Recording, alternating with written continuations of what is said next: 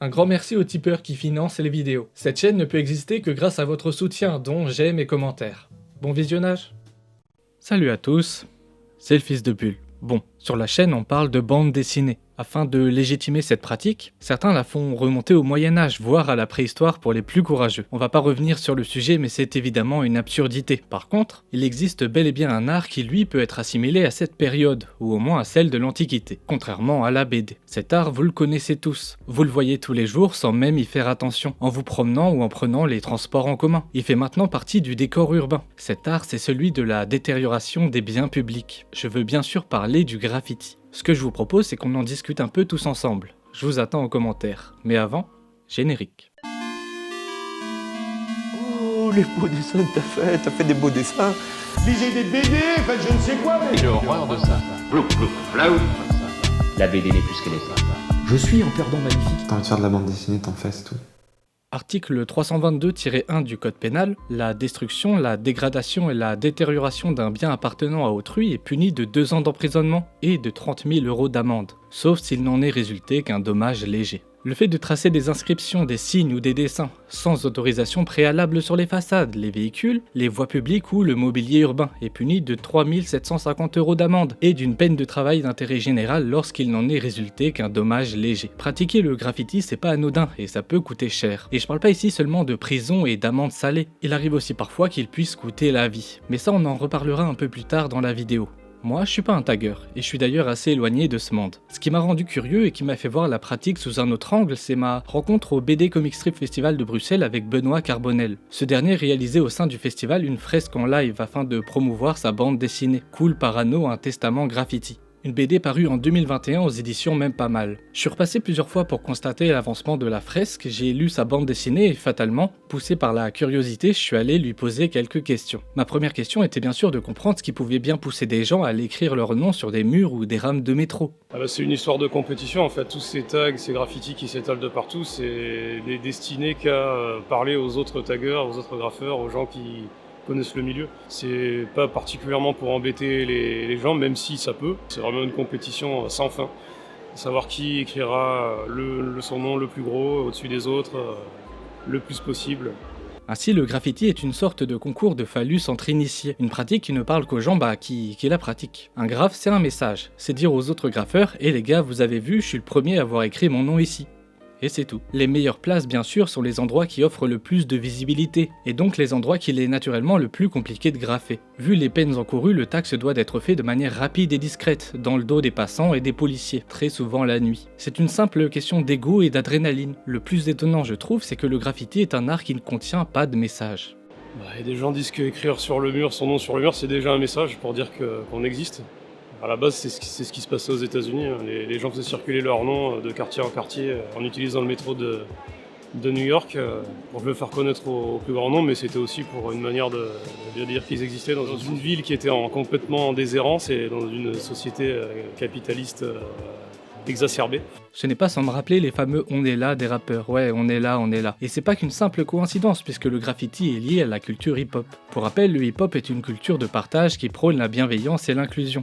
Mais tout comme le rap, gangréné depuis bien des années par des guerres intestines, le graffiti est devenu lui aussi une guerre de pouvoir. Les endroits prompts à être tagués sont rares et désirés. Et si la règle tacite veut qu'on ne touche pas aux pièces des autres, question de respect, la réalité est tout autre. Il arrive bien souvent qu'un jeune dalleux vienne repasser les pièces des autres, parfois pour remplacer un tag esthétique par un tag d'une médiocrité à toute épreuve. Cet acte méprisable est souvent l'acte des toys, autrement dit des taggeurs débutants, et ce qualificatif donne donc lieu au terme toyer pour signifier le repassage d'un graphe. Et oui, l'univers du graffiti, comme tout univers, possède ses propres codes et ses propres expressions. Benoît Carbonel nous en révèle un certain nombre dans sa BD, Flop, Panel, Buff, etc. etc. Benoît qui d'ailleurs admet bien volontiers avoir lui-même été un toy, ce qui semble être de toute façon un passage obligé. Ah ouais, mais bon, il fallait bien... c'est en pratiquant qu'on évolue et qu'on arrive à développer un style. Et au départ, le style, effectivement, est pas terrible. On est tous des toys au début. Hein. Il y en a qui le sont plus longtemps que d'autres. Moi, ça a été excessivement laborieux. Mais je voudrais justement m'excuser auprès de toutes les personnes dont j'ai dégradé la propriété à cette époque-là, parce que c'était vraiment pas terrible. Au festival, il réalisait donc une fresque sous les yeux des visiteurs. Contrairement au tag de rue, c'était une prestation dépourvue de danger. Intervenir dans la rue, j'ai pas forcément le temps, j'ai pas forcément les conditions agréables que j'ai eu là pour réaliser cette fresque. La police, le manque de temps, le stress, les gens qui vont intervenir ou pas, voilà, il faut tenir compte de tout ça, c'est complètement différent. Parlons-en un peu du danger. Cool Parano est une BD semi-autobiographique inspirée du passé de tagueur de Benoît. Dans la BD, nous suivons un personnage appelé Coin Coin qui fait ses débuts dans le tag et qui nous raconte les multiples galères que lui ont valu cette pratique ainsi que, quand même, les quelques moments de joie qu'elle lui a apportés. Dans un chapitre nommé Tunnel, Coin Coin s'engage dans un tunnel de métro avec l'un de ses amis pour aller imposer leur nom à la sortie d'une rame. L'idée, c'est de placer leur blase dans un endroit qui sera forcément vu, bon gré mal gré, par les voyageurs du métro, ne serait-ce qu'une demi-seconde. Outre le danger de se faire attraper par un contrôleur ou toute autre personne du service, ou bien de se faire aspirer par le passage d'un métro imprévu, le plus grand danger c'est le troisième rail. Le troisième rail c'est le rail d'alimentation électrique qui permet au métro de se déplacer. Le toucher c'est signer son arrêt de mort. Eh bien, Coin Coin, fatigué, condamné à marcher dans un tunnel interminable, finit par glisser et poser son pied sur le troisième rail. Heureusement pour lui, le rail venait d'être désactivé par une équipe d'intervention réalisant des travaux de maintenance dans le coin. Cette simple maladresse aurait pu lui coûter la vie. Bon, vous allez me dire que c'est qu'un personnage de BD, donc on s'en fout un peu, sauf que...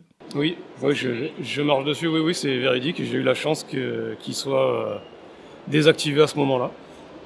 Sinon, ça aurait pas été très cool la soirée, ce serait pas très bien terminé pour moi, je pense.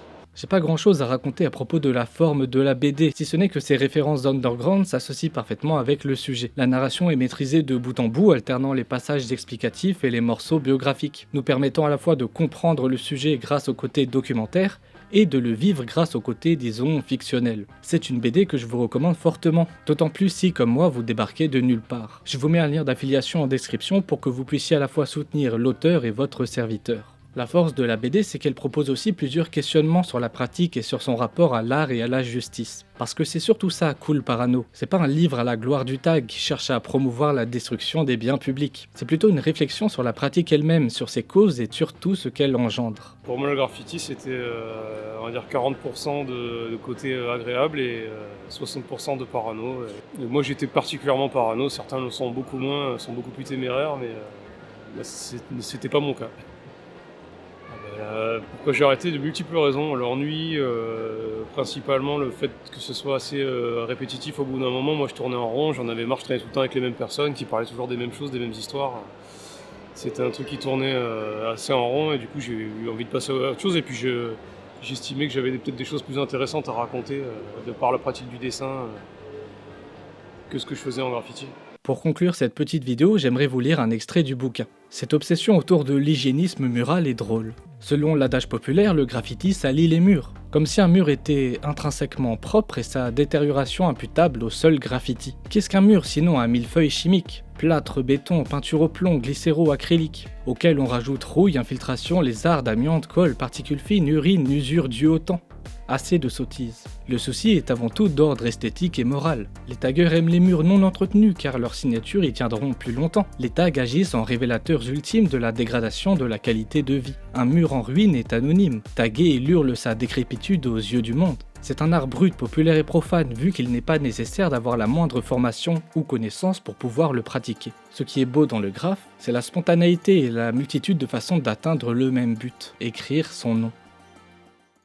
Évidemment, le but de cette vidéo n'est pas de vous inciter à vous mettre en danger pour écrire votre nom dans des endroits non appropriés. N'allez pas faire quelque chose que vous pourriez regretter. C'était simplement une petite capsule pour essayer de vous faire voir le paysage urbain autrement. Il y a bien d'autres moyens d'inscrire son blaze dans la durée, notamment dans la pratique artistique. Ce dont témoigne le graphe, c'est de deux choses. Premièrement, de la médiocrité de nos espaces de vie. Les tags fleurissent dans l'urine et les fissures et non dans des espaces qui nous considèrent vraiment. Et deuxièmement, il témoigne de notre envie de crier à la face du monde qu'on existe, quel qu'en soit le moyen. Moi, par exemple, j'ai choisi de créer une chaîne YouTube et j'espère un jour pouvoir inscrire mon nom sur la couverture d'une bande dessinée. Et vous, qu'allez-vous faire pour que votre nom soit vu? C'était le Fils de Bulle. On se revoit très vite et surtout, n'oubliez pas, lisez de bonnes BD.